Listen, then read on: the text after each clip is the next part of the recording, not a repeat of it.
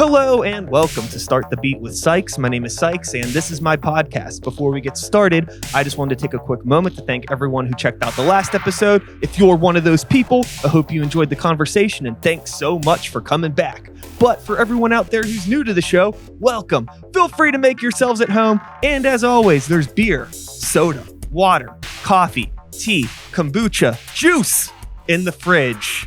Make yourselves at home. We're going to get into it. So today I'm sitting here with a new friend. This is another edition of Strangers in My House, someone who I've never met before. And now they are here and we're going to talk and we're going to learn a lot about each other. So everybody, please make some noise for my new friend, Dan Moore. How are you? Good. Thank you for coming by. Appreciate awesome you taking the time. Yeah. So we got linked up through a mutual friend that you are now in a band with. Shout outs to Shy, That is Whorehound, correct. Yep. and Amanda Baker also was a facilitator in this whole rigmarole that's going on now. And they told me to talk to you in regards to your affiliation with the School of Rock.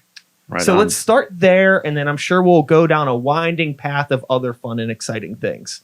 All But how right. did you get involved with the School of Rock? Actually, as a parent, my oldest daughter was kind of bouncing between a few private instructors, friends of ours who we had known forever. Their youngest daughter was playing guitar there, and they said, "Hey, you should come and check it out. Olivia would love it." And that kind of started a family-wide love affair with the place. I'm not a drop-off kind of parent, so I was always hanging around. If Olivia was there, I was hanging out in the lobby. Became friends with our old GM, Brian, and eventually he put me to work as a drum instructor. And then eventually music director. And Brian just recently left, so now I am also general manager. Cool. So how long was that trajectory? Right around 4 years, Okay. give or take. Yeah. Cool. And prior to all of this, prior to becoming a father, you were already playing in bands and being I was a metalhead and all that stuff, and maybe other things. Yep. You know, most real metalheads that I know are not just metalheads. They kind of have this weird, obscure mixture of things that they listen to. Yeah. But, you know, in terms of, you know, being a parent, being responsible for the livelihood of other children now to some degree, helping guide them, you know, do you find that you would be surprised if yourself maybe a decade or 2 decades ago knew what you would be doing now? Oh, definitely not. Yeah, I would never have expected. I grew up a carpenter, worked for my dad, had my own company for years. And actually until 2.5 months ago when I took the manager position, still was a full-time carpenter during the day. And I did the School of Rock in the evenings on Saturdays. So the first time in my life I don't pick up a hammer every day. Started a couple months ago, and I'm loving it. So, yeah. Awesome. Congratulations on moving up like that. Thank That's you. really cool. It seems like it's probably an incredibly fulfilling thing to not only be working with kids and like introducing them to what could potentially be like a really, you know, great life of loading in and loading out of venues. And they are learning that. That's one of the things we teach them. Yep. But I also imagine that it's fun too, being able to like have some sort of a steady career and balance of like financial comfort in music. It is nice. It's 2 bands. I'm at the school when I'm not with my bands, and it's just awesome to have music pretty much run everything in my life. Yeah. Yeah. And luckily my family supports it. So Yeah. Hell yeah. So for those that aren't familiar with the School of Rock, let's get like the basic right on. Wikipedia sort of rundown of what it is. It is a performance-based music school. So basically takes traditional music schools and flip-flops the learning process. So where a lot of traditional schools, the student would be on one-on-one lessons for months, maybe years, before they get the chance to play with other kids. We get them playing together as soon as they can play. Yeah. We get them in a room together. We run on seasons. So we do like 3 seasons a year. Each group has its own theme. And it's just a blast. So with our method, we feel that the students, one, keep at it longer because they're playing with other kids, they're having fun while they're learning. So through the songs that they're cast on, we also teach theory and fundamentals by pulling specific parts out of songs that they're already learning and explaining why these parts work so well together. Yeah, I love that when I read into what the School of Rock does preparing for this episode. I love that approach to songwriting because I think teaching somebody something like theory, but like out of context of like how it should be used is completely like, I just don't think that that's like a comfortable way to learn music. I feel like it's almost like, I feel like it's better to teach, like for people to learn things by accident. Like they don't realize that they're learning theory. And then after the fact, they're like, oh, by the way, you just learned how to do this. Yeah. Yeah. And that's our approach. And it's awesome whenever you see the kid's face like, oh, holy cow, you're right. I just learned that, had no idea.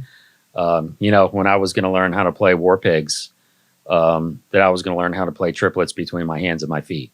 Yeah. But through teaching a student that song and working on various fills, we're able to do that.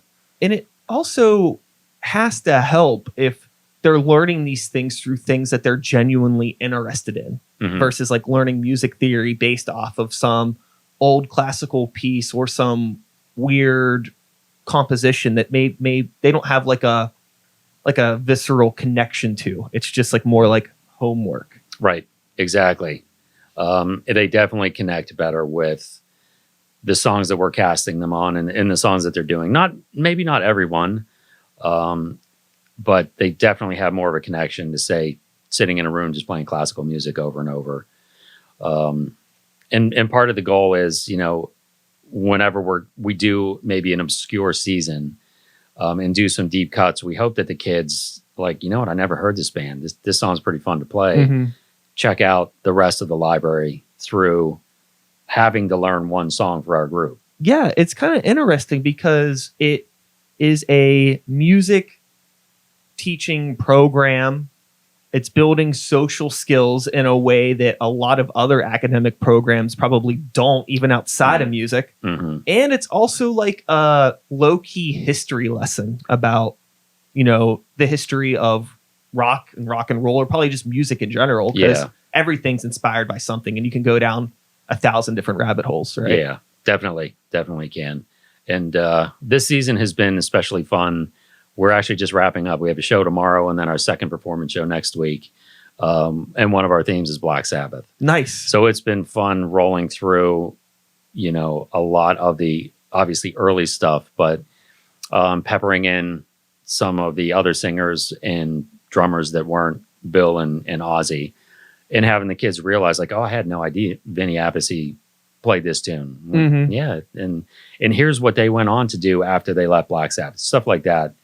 I know both my partner in Wexford, Quinn, and I get pretty excited whenever kids really start to dive into the players of the bands that we're covering and other bands that those players were in. Yeah. So, like you said, you can go down rabbit holes forever. So, there's the thing that people have been saying since I was 5 years old, which is, rock is dead. I feel like people have always been saying that, right? And in a lot of ways, rock and roll definitely has changed from a mainstream perspective. What somebody considers a rock artist these days might look more like to like me or you, like, oh, like that's a hip hop artist or that's a pop singer, but it's like rock to them. Yeah. How, over the past 4 years that you've been working at the School of Rock and working with kids, like what is their view of like what rock music is? Is it still something that's current or is it like this ancient relic to them? No, I think that the vast majority of them feel that it's current and alive and strong. Yeah. I'm quite a bit older than most of the kids there, obviously. So it's been cool for me, even finding out what they're listening to now, something that I may not have ever found myself. Yeah. So a lot of the kids have such vast musical tastes that, they might come in and you think, okay, this kid's full on metalhead. And then he's like, oh no, let's, do you ever hear the Deer Hunter? Which is not that far of a stretch, but far enough that I don't know if I would have most people would go down that path and find a deer hunter from, Black Between the Sabbath. Buried and Me. Yeah, sure. yeah, exactly. Yeah. So it's great on both fronts. Hopefully we're going to get them into a few things they would have never heard of, but I definitely have found bands that I wouldn't have just from being around the kids. Yeah, that was one. My next question was going to be, what was it like, when things are introduced to you that maybe you would have never listened to? Have you found things that you love? Have you been introduced to things and have to like teach kids songs that you're kind of like, I don't like this at all? I'm sure it's a mixture, right? It is a mixture. Yeah, there are some songs. But you know what? As a musician myself, whenever like we have an emo season coming up in the summer, Mm-hmm. I am not the biggest emo fan, but I'm looking forward to having to teach a couple students some of those songs because it's going to get me out of my, comfort zone musically as well. So it works both ways, hopefully. Yeah, I almost wonder if like maybe. So you haven't started the emo season yet. Not yet. I wonder if like, once this is wrapping up, if you're going to find a new appreciation for any of those players as a result of like really digesting and trying to pick apart these compositions. I'm sure that I will. So I think like on the surface, it's really easy to write off a lot of that stuff, but that's no different than when we were younger and, our older peers were like, oh, you listen to that? Like that's, that's tomfoolery. Yeah. I just had a conversation with my wife about this, about how the vast majority of people will look at metal players and think that that's just a bunch of noise. How can you listen to that? It doesn't sound like anything. And then, pull a random pop artist that didn't write their song. And again, that's a talent that I don't have. I'm not a singer by any stretch, but to lump all of the heavier, noisier genres into this no talent group is insane when some of them are probably some of the best players in the world. Sure. I mean, it's just people have different palates, it's like spicy food, Mm-hmm. There's the whole 1 to 10 level if you go to the right restaurant, right? Yeah. And for some people, it's like all spicy food tastes the same. But if you understand the nuance and understand what to look for in the flavor, you can pick apart the differences. Yeah. I mean, sure.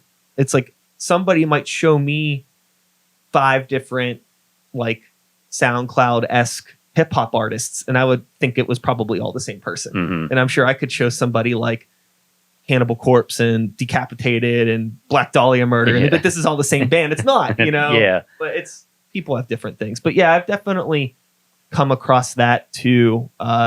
Always been like, it's so funny how when you grow up listening to alternative music, you're kind of looked at in this less than delinquent sort of way. Mm-hmm. But now, like all these years later, and it's like you're like the furthest thing from that I could possibly see. But like you still have like the beard and the tattoos. Do you find anybody's like intimidated by like leaving their children with you? Do you still have to go through that, or have we gone past that? Yeah, I think once they get into the school and meet me and talk to me, I'm a pretty low key, totally mellow guy. Hopefully, I give them the sense that your kids are safe here. And I do use the reference that, both of my daughters, one daughter's still a student, and actually my oldest daughter that graduated is now working at the school in between school. Yeah, in between college. So hopefully that gives them a sense of, okay, this guy really does like it here. He's going to take good care of my kids, which we do. And I've had some friends that I've known throughout my career there ask, once Olivia and Julia are graduated, what are you going to do? And I'm like, I'm going to stay. I love this place. And I do. I genuinely love to see every single kid, their first time getting on stage and, go from this super shy, reserved kid to jumping off of a drum riser or just, head banging while they're singing. Just, it's the best feeling for me. And luckily I kind of get to do it all the time now. Now, it would be real dope if the School of Rock had like a gymnastics class that taught like how to jump off a drum riser properly, or like good headbanging techniques, like exercise, how to. That's actually because these are things as we've grown older that I think we've all suffered from. Yes. So if we can help these young headbangers in advance, we might be doing them a good favor, right? Yeah. Yeah, that's not a bad idea. I could use the exercise myself too. Now, another thing too, which is I'm always really fascinated about with like, you know, hearing in earplugs and volume levels. Are those like things that you also talk about in the school? To get into our rehearsal rooms, have to have earplugs. So we always encourage the parents to get their kids their own set of earplugs, just because, you know, you get past the foam, which we have at the school all the time. So if they forget them, we have them.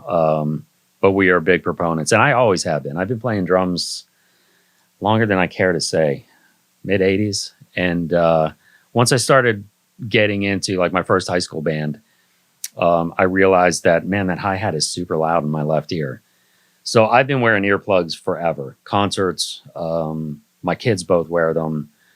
So we are big on, you know, protecting the only set of ears that you have. Yeah, I think, I don't know why it was like such a taboo thing in the world of rock. Like anytime I put in a pair of earplugs, I'm like, oh wow, like this room sounds a lot better. It really does.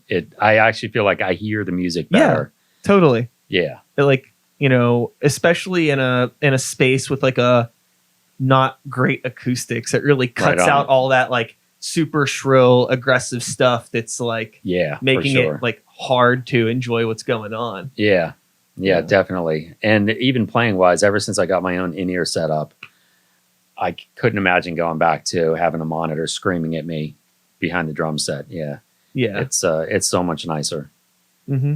So you've been playing drums for a long time. You've had children, family, all this stuff. I mean, is it really just, to be cliche, the power of rock and roll that keeps you still in the game to do this? Because there's probably 1,000 other things you could be doing, right? I would have to say for sure. Yeah. Like this 14 months where I haven't played a live show, I've lived vicariously through all of our kids, because we put on 3 shows through, you know, the pandemic and the lockdown. Whether we had to do it in the parking lot of our schools just to get the kids playing and doing what they love to do and we love to watch. It's been killing me, and I can't wait to get back on stage. Yeah. So it's got to be the power of the music that drives me. For sure. Do you feel like if you weren't involved in the school, that just playing in bands and having like with everything else going on would have been enough to keep you in it? Or do you think the schools maybe helped? The school definitely got me back into it.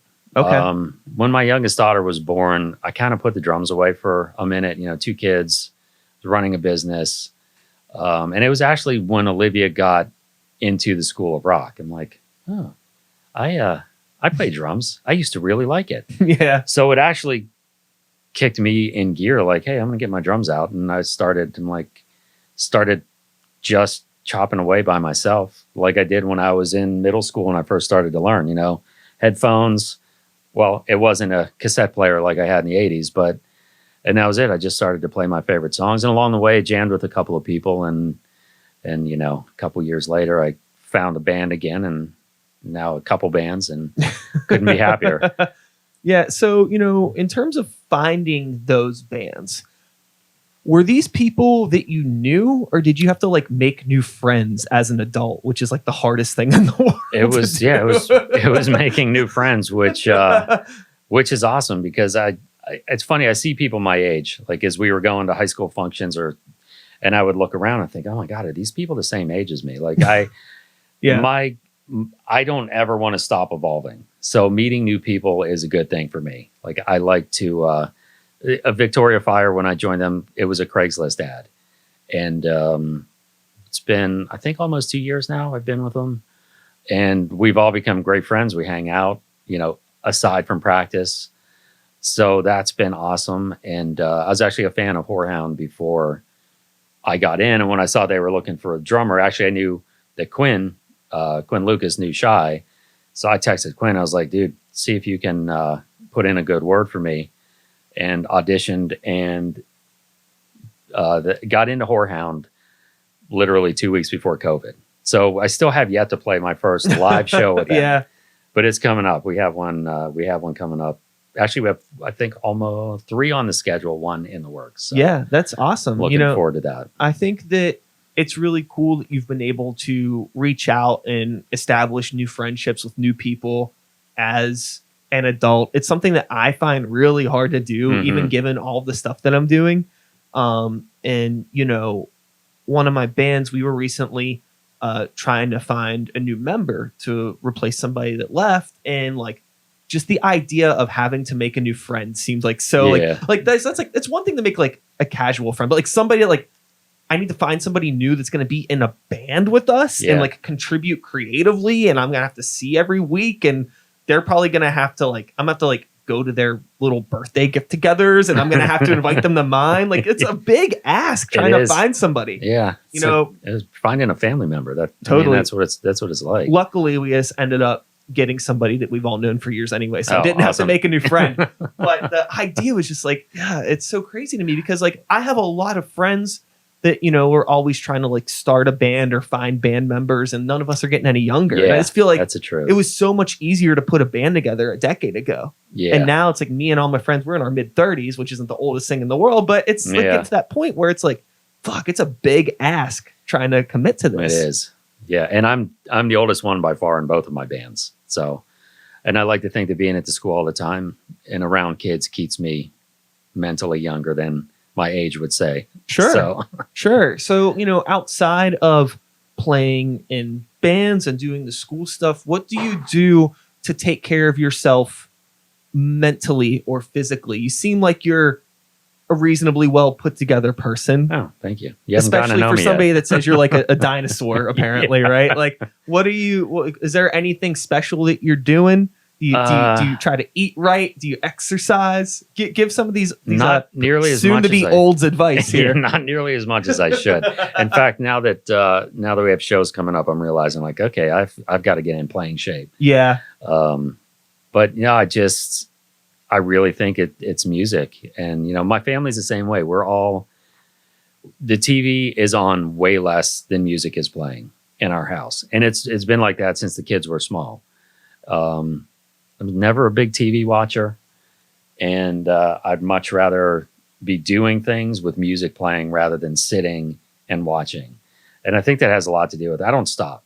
My one friend, when he talks to his friends about me, he said, "Oh yeah, my friend Bearded Dan, he's the busiest guy I know." Yeah, because I don't. If I can be doing something, I will, because I'm afraid that once I stop doing things, like I will really stop. Was this a mindset that you had prior to becoming a father? My dad was always like that. He worked. I could never have seen my dad actually retire until he had to. Like he just, that's what he did growing up. I saw my dad work. And I kind of do the same thing. I guess just, you're a product of your environment. So, it's a little different with me because it's more music, and like I make sure that, as a family, at least, especially my wife and I, because obviously the kids, we're going to be empty nesters next year. And we just like to go out and do things. We don't want to sit around unless we're sitting on our back porch hanging out with friends. Sure. But we're not ones that just sit around and watch, network TV Monday through Saturday or whatever. Yeah. We're get out and do things kind of people. So yeah, I think that, I think it's just part of like the creative brain. Most people that I know that do anything artistically tend to be like that. I'm like that. I'm very much like, I even have a hard time sometimes just going to a live concert if I'm not playing. It just makes me want to go home and write or do something. Like I have left concerts before. I think that me and my girlfriend Stacy, we were at a Queens of the Stone Age show, and like I just got so infuriated that I wasn't working on music, and I left because I was just like, like I was like fired up about like not doing stuff. Yeah, it's life's too short. I want to get as much out of it as I can. That's for sure. Mm-hmm. You're doing a lot. So is there anything over the course of your life that you've wanted to do that you haven't at least tried to do or experienced? Before I had kids, I wanted to skydive. But kids kind of puts things into perspective. Sure. I kind of let that go. All right. And honestly, the one thing that I wish that I would have done earlier, I will be doing with Whorehound, and that's just like jump in a van, drive around the country, and play music. Hell yeah. We'll see how my body feels after that week of sleeping in the van, but yeah, that's the one thing that I'd never experienced in my musical career that I could not be looking more forward to. So skydiving, do you find yourself to be much of a thrill seeker in any other aspects of your life? Not so much. Okay. I play golf. Okay. Sometimes that's thrilling. All right. Depends on how close the balls come past you. I was with the guy a couple of weeks ago. We played, and he got hit in the knee. Oh, wow. Yeah. So that's kind of thrilling. Yeah. And I was glad it wasn't me. Nobody thinks about the potential injury that one may sustain in a game of golf. Yeah.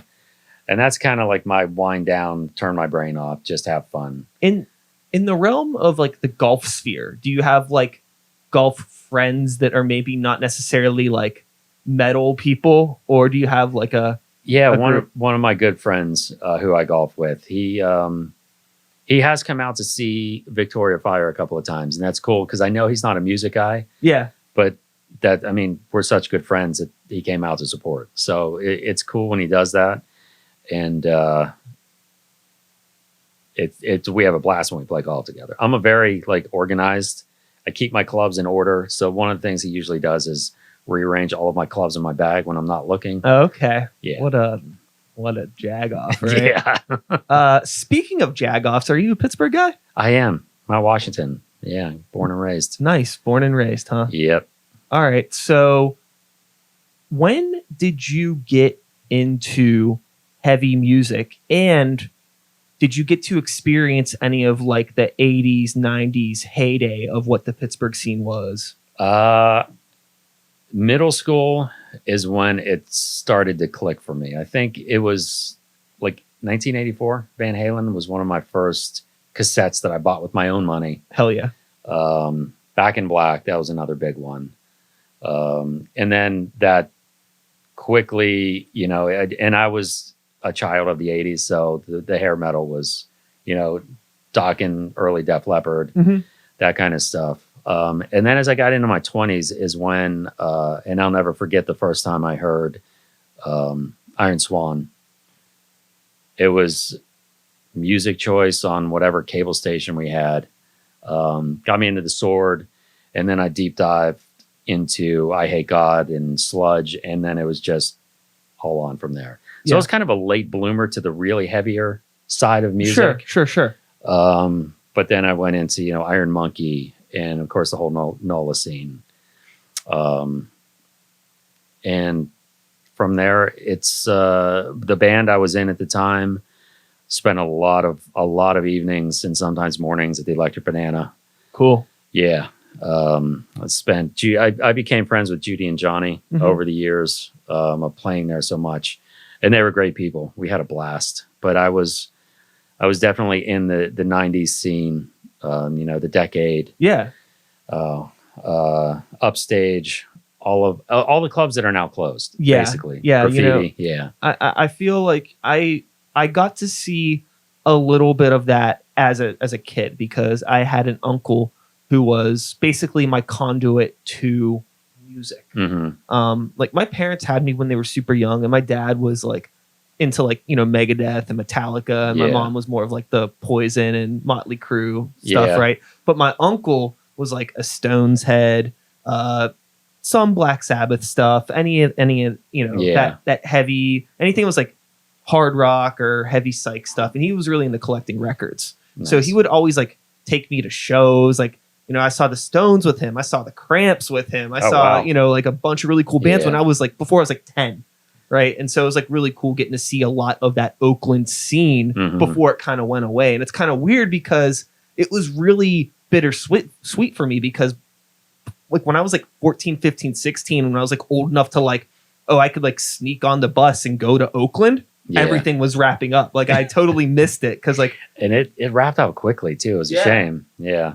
When I talk with people who were active in that scene at that time, I feel like it's really hard not to romanticize what it was, right?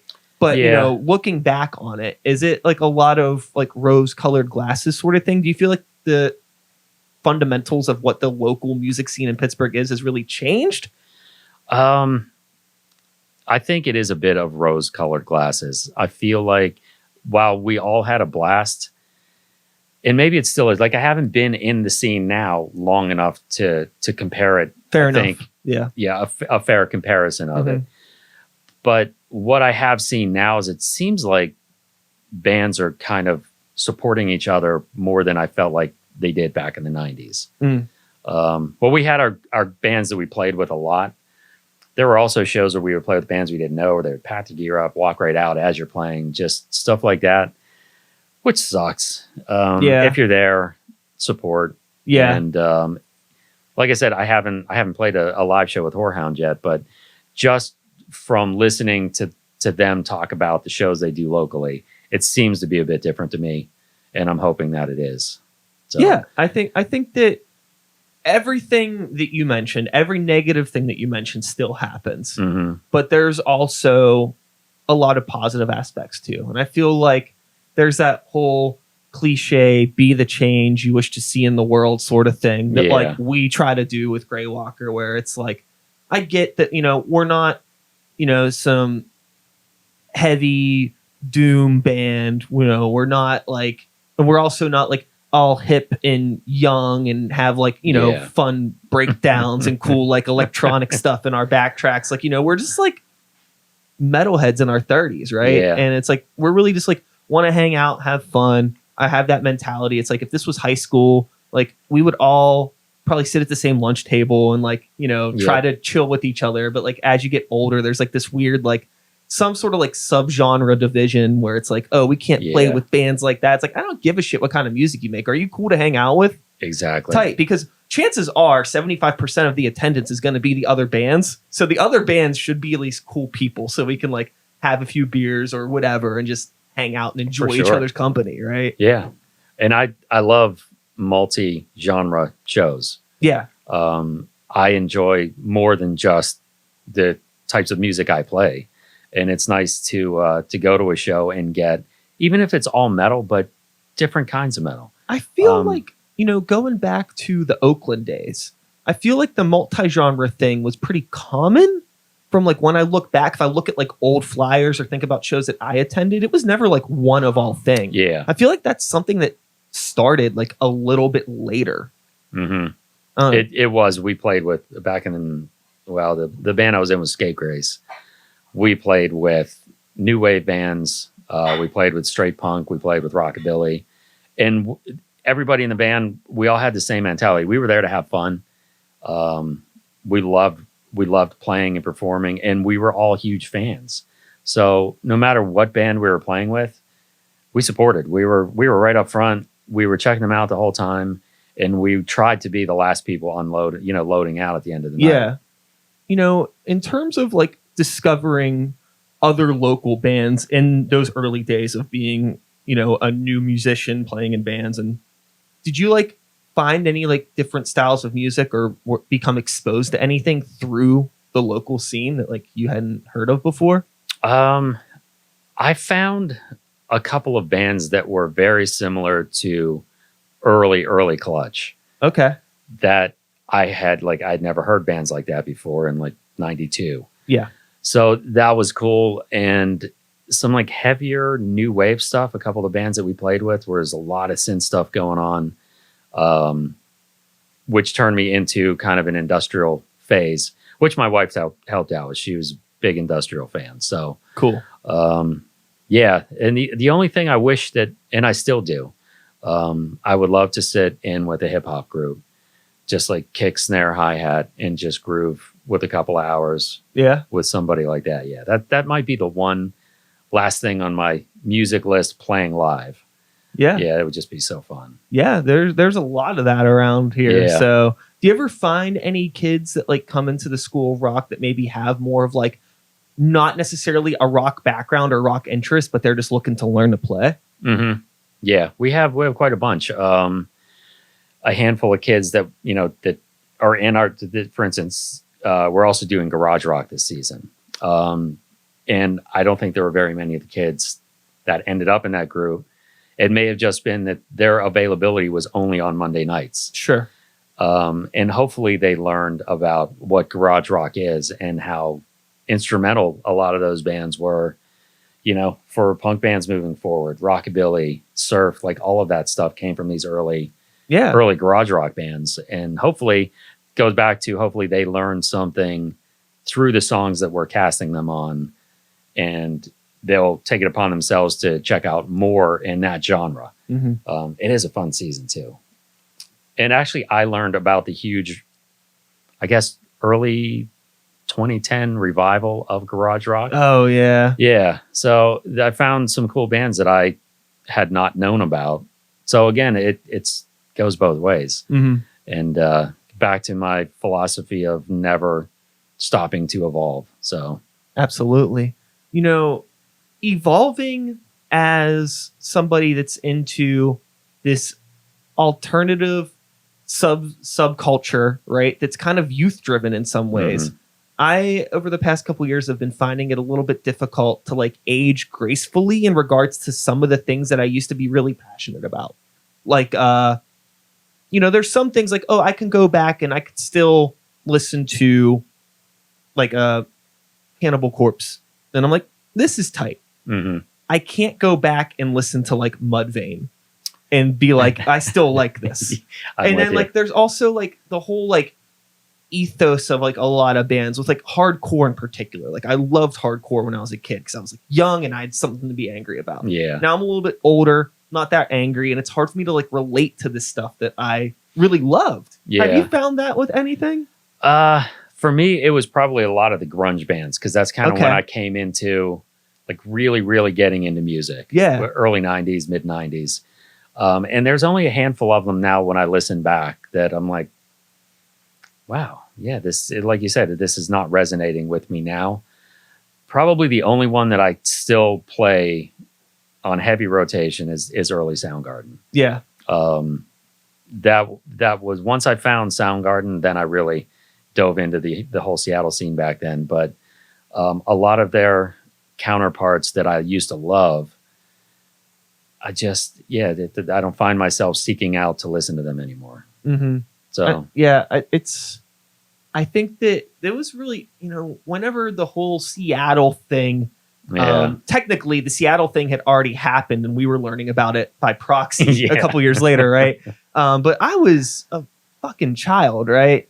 And it was such an interesting time for music. And I think being like, because I was born in 85, right? So I'm like 9 years old in 1994, which was whenever like grunge kind of went, right? And but also around that time, it like wasn't weird as a kid to be like, oh, I listened to Nirvana and I listened to Rage Against the Machine and I listened to Smashing Pumpkins, and these are like three wildly different bands, and it like really shaped my interest in this weird way moving forward. And like, I have a hard time trying to like look at popular music of today and seeing like the same diversity, but I'm also trying not to be that old curmudgeon that's like, it's like, is it there? Is it not there? I don't know. I try to listen to things and I'm just like, this really all sounds the same. Is this really, am I really going to be this person? I'm like trying to find the nuance, like really objectively. And I can't find it. Is this just like something that's like in my DNA that like, I'm like expired past the point of understanding a certain I can't imagine that's the truth. I'm being dramatic. It's, I feel what you're saying. And I'm not sure if it's because there's so much availability to music now as opposed to back then. You could, with a click of a finger, you have 10 million songs, at your disposal. Whereas I think, at least for me, when I was younger, like it was a lot of work to find new music. So when you did and you found something you really liked, you latched onto it, and it didn't have to be like, so you could pick from, Rage, Nirvana, Smashing Pumpkins. I was a big Public Enemy guy, and I had friends like, how can you listen to Public Enemy? I'm like, oh my God, they're so good. Sure. How can you not listen to them? I think that, I remember I was still, I'm like this weird in between where like let me see, I'm young enough to have like been in high school with somebody that had one of the first MP3 players. Mm-hmm. But also, I'm old enough to remember like not being able to hear a band's new album until my friend came over with the CD. Yeah. There was no like, oh, check out the link or, listen to this like ripped copy of it online, right? It was like I had to wait for him to show up with the Slipknot CD. I'm going to hear it. Yeah, and it was a good time. As much as I love now being able to just, go rabbit hole after rabbit hole finding new music. Yeah.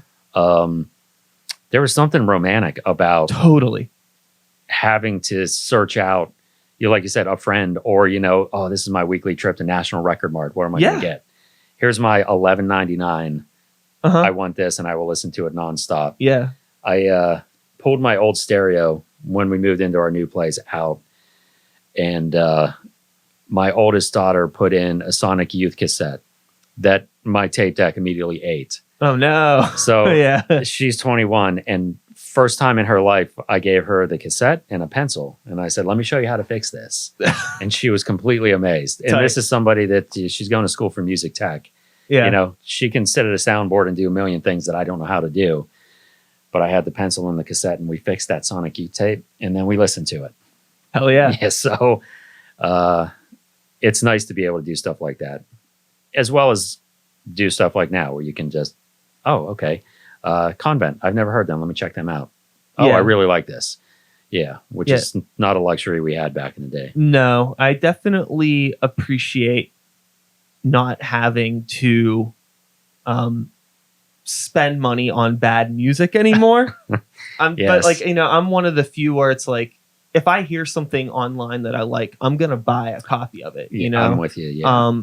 Not everybody's like that. I totally get it. Mm-hmm. But it's hard. There's so many positives and negatives. There's no right or wrong way. No, there isn't. As long as my feelings are, as long as people are listening to music and loving it, and it's moving them in some way, no matter how they get it,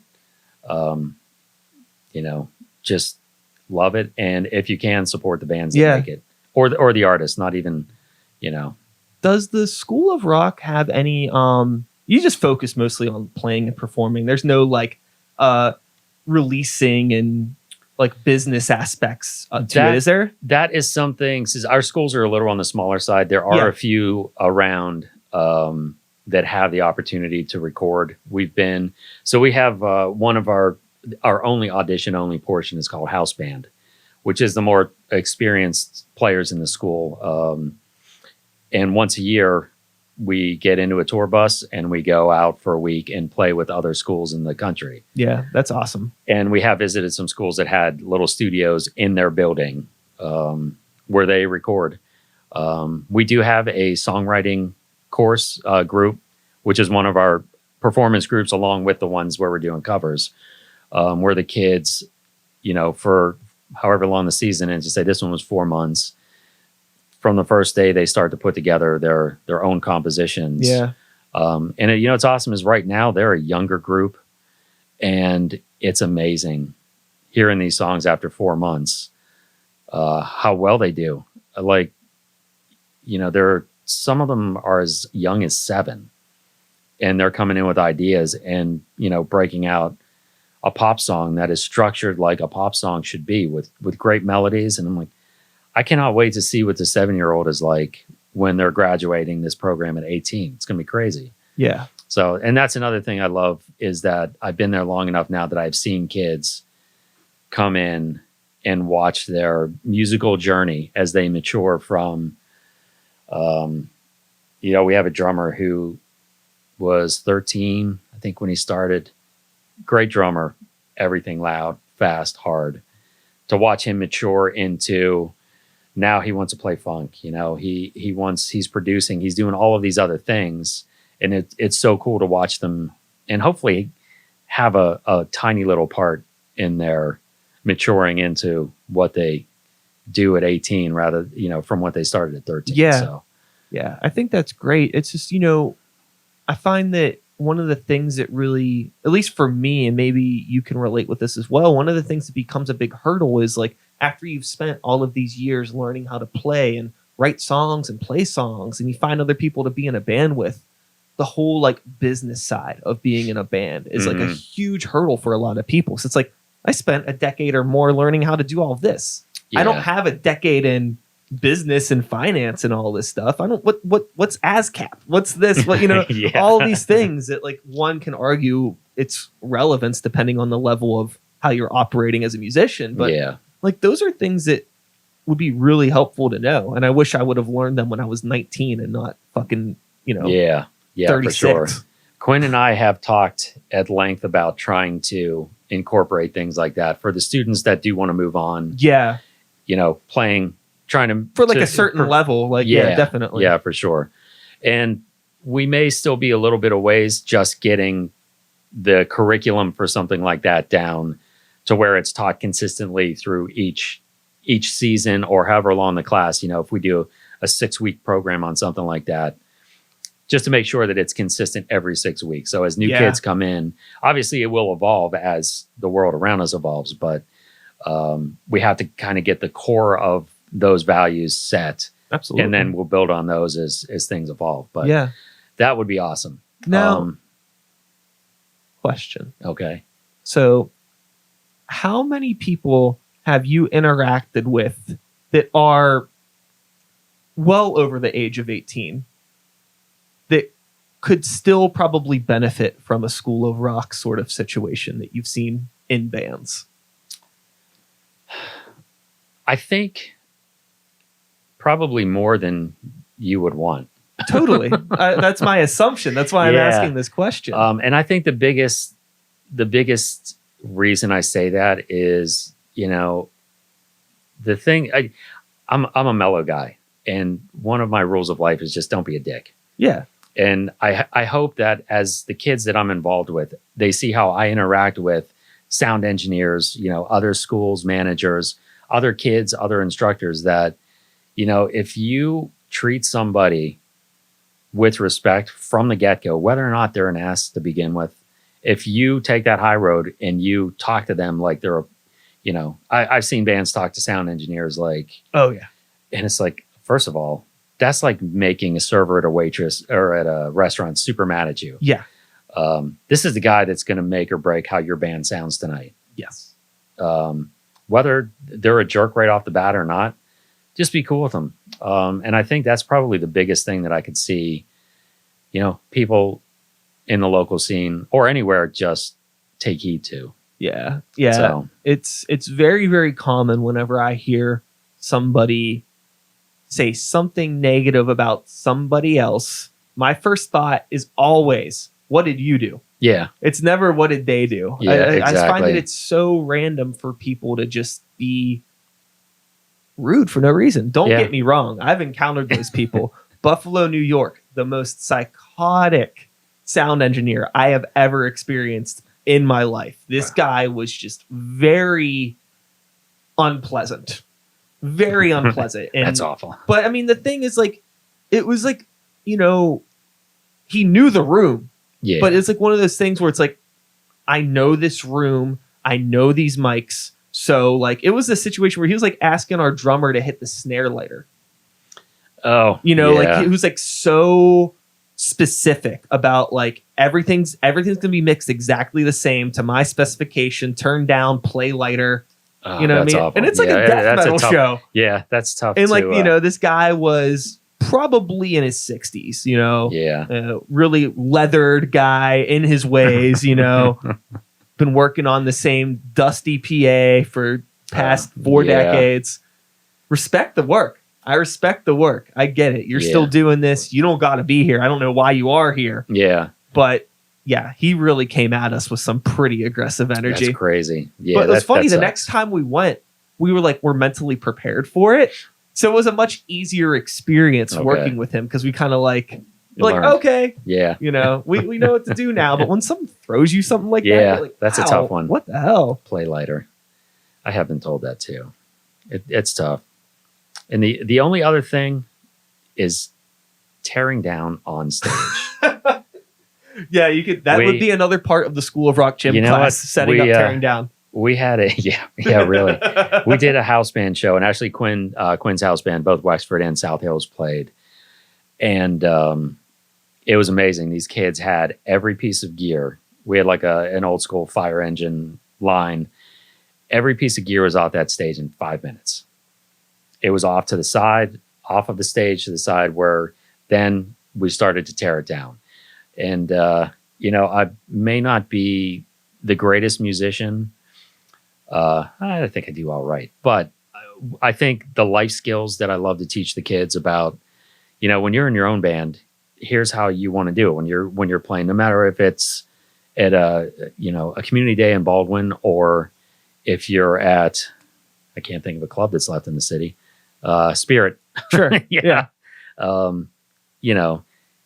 Get on and off stage quickly, treat everybody the right way, and you will get a good reputation, and other bands will start to hear that and they'll want to play with you. Yeah. So, yeah. Yeah. Those are definitely good values. It's wild, man. It's so funny because we've been in a situation where it's like, I feel like we're really good at what we do, but we've like played shows opening up for national bands, and like literally the second we play, there's like somebody on stage trying to take our guitar stuff off the stage. And it's like, we don't even get like a chance. You know what I mean? Like, it's so aggressive. Yeah.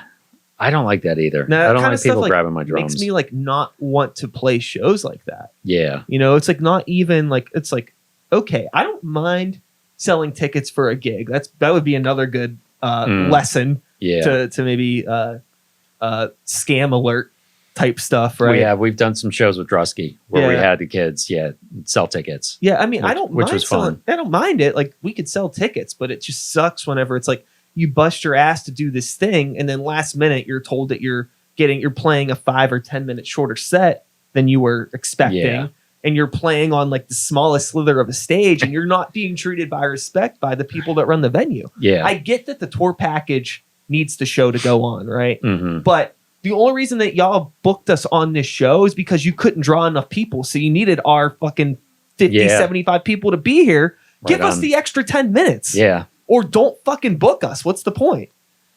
Right on. Sorry. It's frustrating. Yeah. No, I feel you. Yeah. It is aggravating. We've been there with the school. We've done a couple national shows where the kids are, drums are super on one side, vocalists on the other side of the stage, just because there's no room up front. Mm-hmm. Just and again, just don't be a dick. Yeah. Treat everybody with a little bit of respect. And I think it's like just like knowing, and also like understanding that these are realities and things that are going to happen, being prepared for them and bringing up the conversation beforehand. Yeah, it's like, exactly. Like I need an agreement, like, oh, if we sell this many tickets, we're going to get this much money. We're getting this much time. This is in writing. Like, yeah, that makes a big difference, because you can wrap your head around it a little easier that way. Totally. You're going in with a clear conscience of how the night is going to progress. Mm-hmm. So much easier that way. Mm-hmm.